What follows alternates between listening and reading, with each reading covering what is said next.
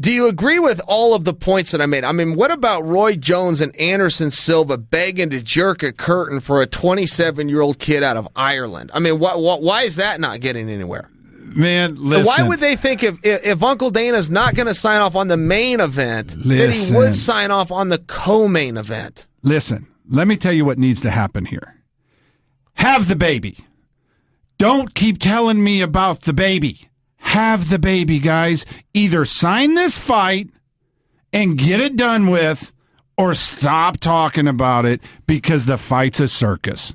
Both of them are. It's not as simple as signing the fight.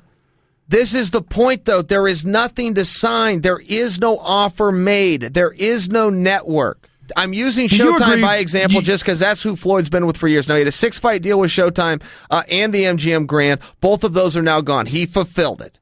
So he is a free agent. He could go somewhere. But the first thing of the piece that Floyd needs is a network. And he's got The Money team. They're pretending to be promoters. They've never promoted a goddamn thing. All he does is wait for Oscar De La Hoya or Bob Arum or Dana White, somebody that actually knows how to do it, and then he bullies his way into getting TMT putting up on there. The Money team's not real. The Money team does not have a network deal. They don't have a partner to get on pay-per-view. They aren't promoting fights. The Money team sits back, drives around ridiculous vans that say TMT all over them and act like they're contributing to the boxing world, and they haven't contributed a goddamn thing. They have their hand in the pot like a true scumbag that can't go out there and produce anything, that doesn't have any capital, any bank account, or any connections. They wait for Golden Boy or Bob Arum or Don King or somebody that knows what they're doing to come forward with all of the risk, and then they bully their name onto these contracts, and in exchange, they get a little banner and they get a little name recognition in the ring. They're not real.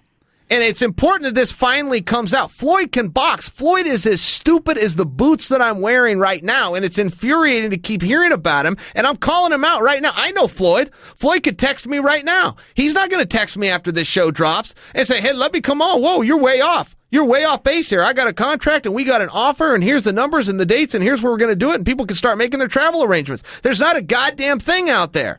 And for Roy Jones to go, I'm buddies with Roy, too. Roy's not going to text me either. Roy, you're the boxer of the 90s. You're now begging to be a co-main event? You want to jerk the curtain for a kid? Come on, man. Listen.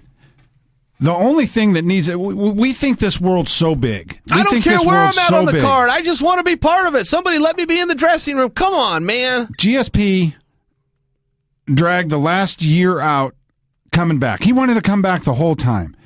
And it took a phone call from Freddie Roach to get the thing going. All that needs to happen with the Floyd thing is that 8 miles. Pick a spot 4 miles between Dana's house and the Money's house.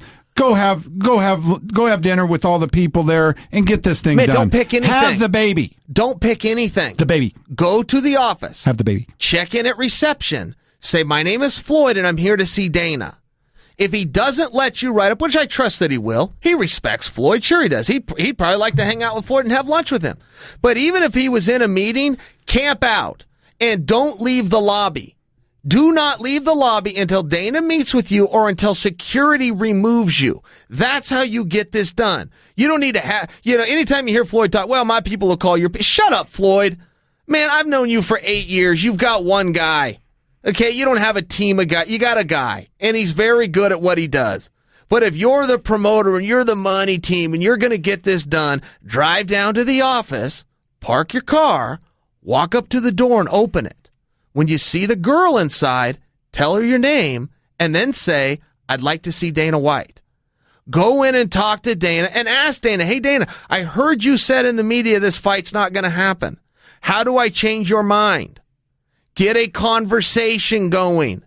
And then don't leave Dana's office. Hey, Dana, we're going to get this done, and I'm going to stay here until we do or until security removes me. Either way is okay, but that's how serious I'm about this. Let's get this done.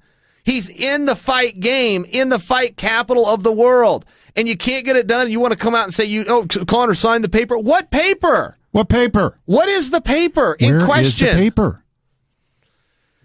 What do you have then? Why are you so irritated? Because I can tell when I talk to you that you also don't know how the fight business works, and it stuns me when people don't understand. Well, we got these two guys that want to fight. It's not as simple as that. Where are they going to fight at? Are they going to go in a backyard like Tank Abbott and Scott Ferozzo? No, they're going to go into an arena with a set date, with tickets that are on sale, and with some kind of partner for distribution. They're going to have a marketing plan. They're going to have a team behind them. The money team isn't real, and a lot of people don't know that. There isn't actually a promotion company that has ever done a goddamn bit of business, has a bank account, has capital, has partners, has anything in place to make a mega fight. They aren't real. Golden Boy is. Bob Arum is. Don King is. They could make the fight. All of these guys can make the fight. Then what the money team does is they bully their way into a co-promote, but they don't bring anything to the table. It's not as though, okay, hey, we're going to co-promote, and here's the distribution networks I have. I'm in Asia. I'm throughout the Middle East. I have this part of the Soviet bloc locked down.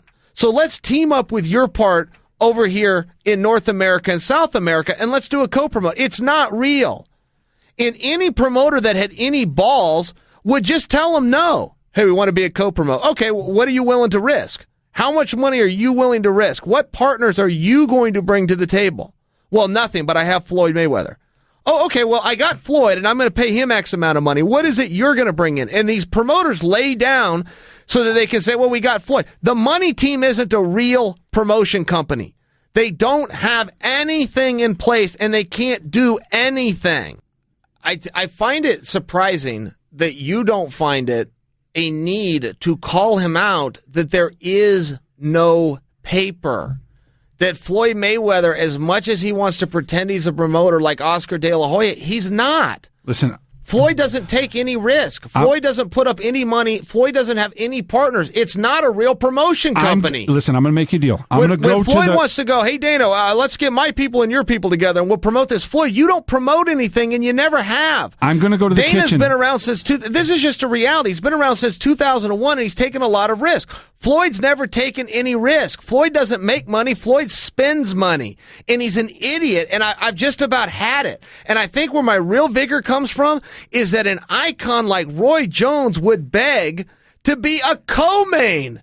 In my life, I've never heard that. Now, if you were a normal person, you would take my cues and jump on this with me and go, wow, I had never thought about that. Yeah, I guess, here, well, let me think of a fight that the money team promoted. They were behind and you go, wow, you're really right, Chael. It takes a lot to put on a fight. It's not as simple as signing a paper. I'm going to the And then you'd go, yeah, commissary. You know what? Now that you say that, I've never heard two guys go to the media before and ask if they could be a co-main event. That's what a normal guy would do if he was in here with me. No, you left me out there by myself. I made these perfectly good points, and you're like, oh, chop off my finger. That's where I'm going to go. I'd like to chop off your finger. I'll be right back. I'm going to go find a knife in that place that I steal the Red Bulls from, and if they have a knife, I'm going to let you chop off my finger when we get back. I actually hate blood. The mere thought of chopping off your finger would be gross.